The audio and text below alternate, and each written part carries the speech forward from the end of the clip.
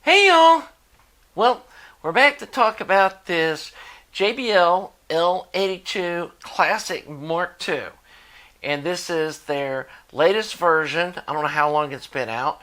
It's supposed to have an updated crossover or I don't know exactly what's different about it. But I just wanted to go ahead and do the review on this speaker. And I know some of you are going to say, hey, you haven't had this thing very long. And no, I've had it, less than a week. But it's got 50 hours of burn-in on it. So you folks are saying, hey, you need to let them burn in. I did. And we did a pretty exhaustive, long sessions with low frequency, with pink noise, with brown noise, with music playing, and a whole different slew of stuff to try to see if these things were going to change. And the part of this speaker that I don't like never changed. The bass got a little deeper and got a little cleaner, but the bass isn't the problem with this speaker. It's got a nice bass response. It's full without being bloated, and it's snappy without being too boomy. I mean, they did a good job, I feel like, with the bass response, but the problems start like in the mid-range and up. And what I'm hearing is, I've said in the past that I like punchy bass. And what this speaker has that I haven't really heard before in a speaker is it's got punchy highs. And by that I mean that the high frequency response doesn't seem to be linear to the bass response. And by that I mean like when you're listening to a passage in music, obviously, but when you're listening to a passage and there's some saxophone playing. I listen to a lot of jazz music, and the sax is just kind of cruising along, and then all of a sudden it hits a note and it's just like, it's like an ice pick.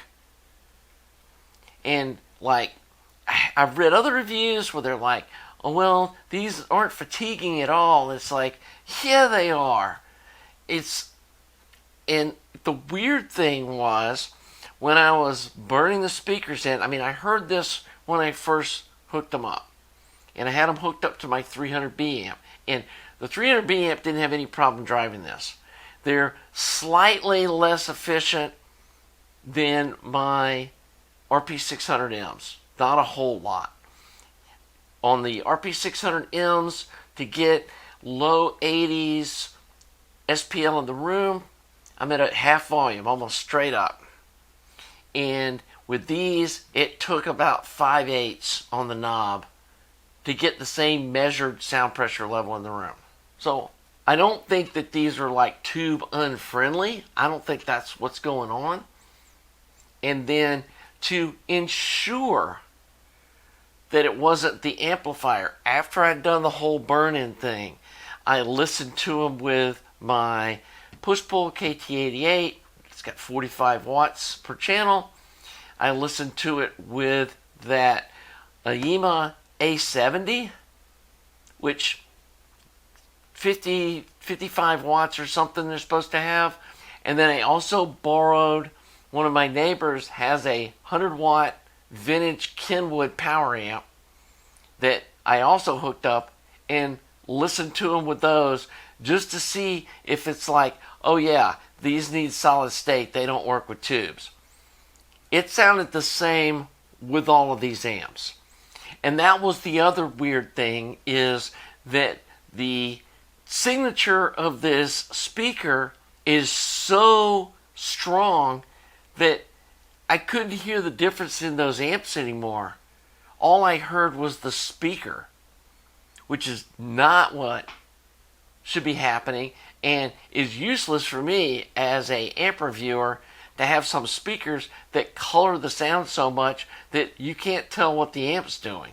And I could clearly hear the difference in those amps, both with my RP600Ms and especially with these new Fine Audio F500s. And we're going to do another review on those, but just to, TLDR, those speakers are the bomb, and they may be my in-game speakers.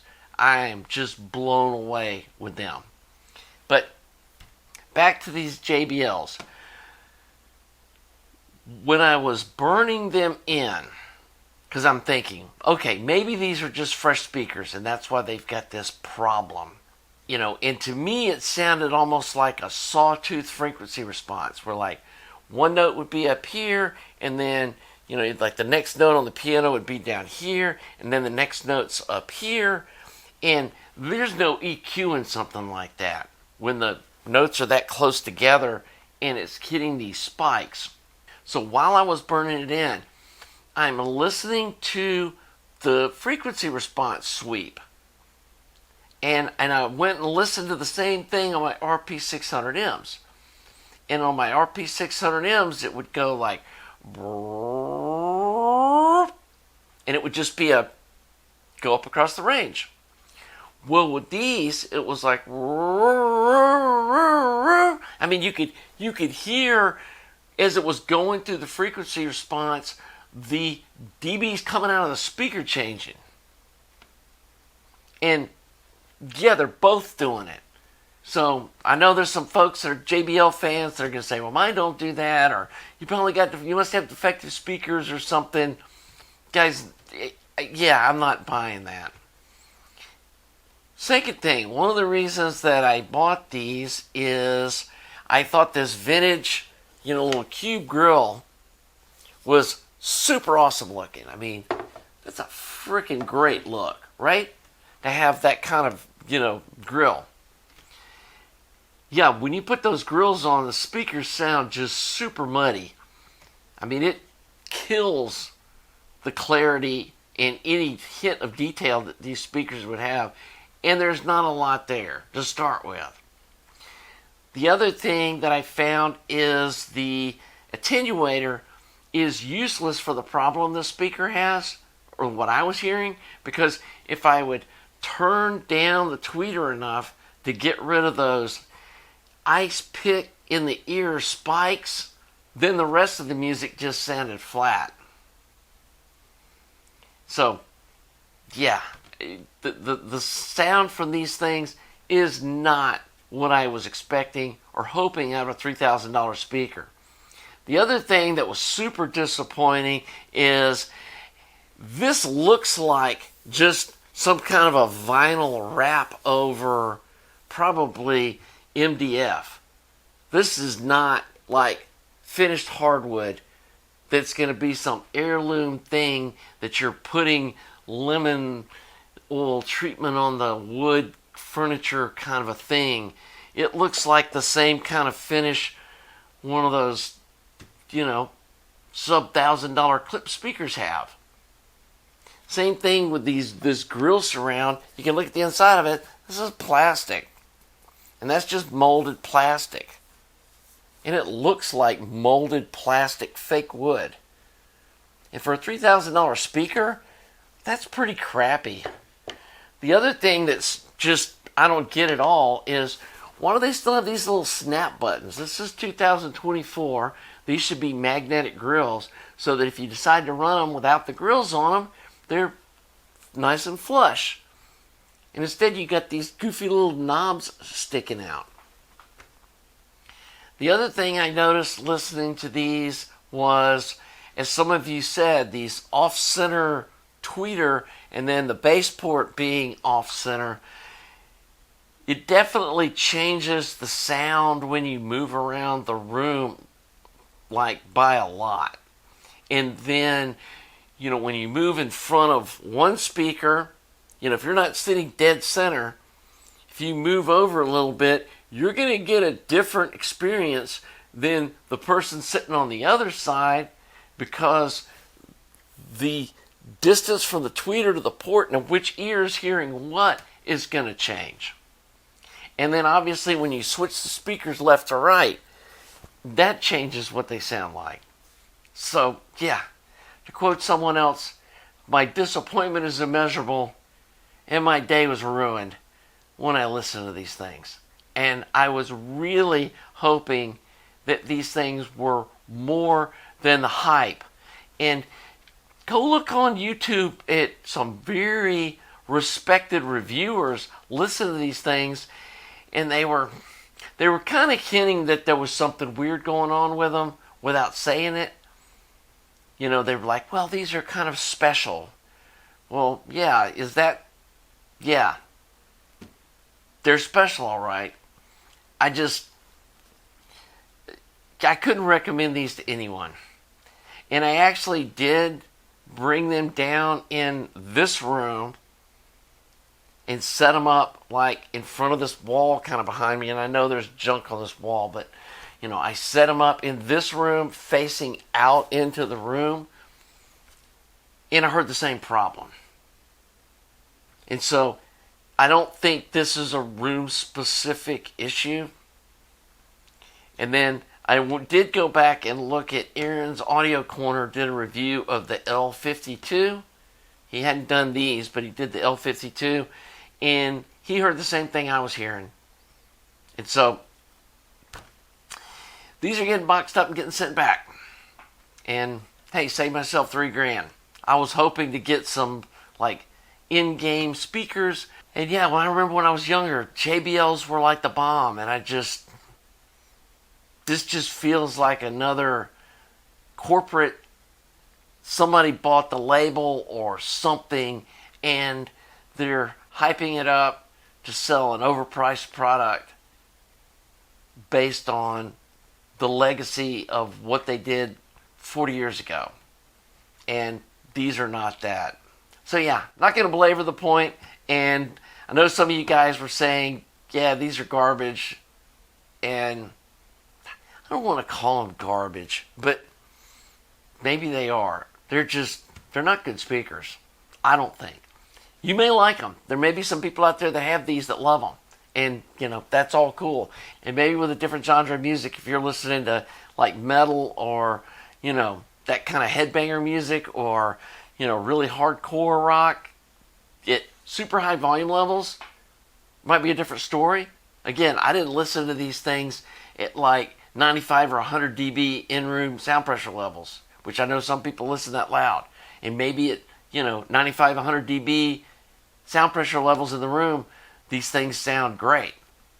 But doesn't fit my use case, and running these things at the volumes that I listen to, which I don't consider like soft or background kind of sound pressure levels, you know, 85 dB in rooms pretty loud. To me, it seems anyway, they just don't work. So yeah, I did really fall in love with those Fine Audio F500s, and going to be doing a review about those soon. So I really don't need some high efficiency kind of speakers right now. And so I would like to fill the void of a speaker that maybe has a lower efficiency that brings something different to the table than a really delicate high efficiency speaker does, especially for listening to rock and roll kind of music, and maybe something that's not $3,000. And this is actually a little bigger speaker than fits well in my house. And so something a little smaller would be nice. And even if it needs a sub for that use, I could probably deal with that. So put some comments below about some other speakers I should try. I know some of you guys are saying the MoFi 8. I'm actually going to go listen to a pair of those. They're a little bigger than I want to. And like the Omega speakers look interesting. I actually went and looked at Deckware speakers. They look like they've got some neat stuff. The Zoo Audio, again, it's a little bigger physical speaker. I wish they made one with a 6-inch driver instead of an 8. But they don't. And so, yeah. Put some things in the comments. I've read all your comments, and I did go Google search and look up all those speakers that people mentioned. So don't think that because I bought these, I didn't pay any attention to the comments. I mean, I did have these on my radar before I even made the video, but I didn't order them until the next day after reading through at least the early comments, and then I didn't order the second set of speakers until it looked like the comments were kind of calming down. And yeah, one guy recommended those fine F500s, and man, what a great little speaker. I mean, it's just, yeah, I'll get into that in the video on that speaker. So anyway, hope you're enjoying this content. Thanks to all you folks that support me on Patreon and that make donations at my website, folks that order my stuff and gear and everything y'all have done, and even you folks that are just regular viewers and have subbed to the channel. I really appreciate you guys too. We're getting so close to 15K subs. So if you haven't subscribed, please subscribe. It doesn't cost anything. It's just clicking the button, and it really helps my channel out. And it helps my ego too. Anyway, till the next video, have a nice day.